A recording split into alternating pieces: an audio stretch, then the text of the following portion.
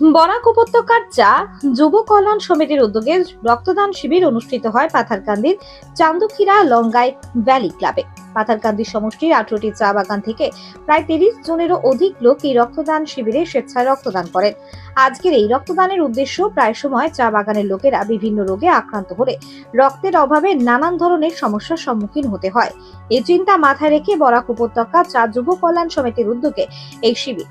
আজকের এই রক্তদান শিবিরে পাথারকান্দি হাসপাতাল থেকে হাসনা খানম, শীতাংশু দত্ত, ডক্টর অনুপম আচার্য সহ আয়োজকদের পক্ষে সচিন সাহু, অনুপ বর্মা, সুদীপ গোয়ালা, বিকি যাদব, অমৃত ঠাকুর, জয় গোয়ালা, সরজিৎ সিং, শিবচরণ গড় এবং 18টি বাগানের সভাপতিরা উপস্থিত ছিলেন।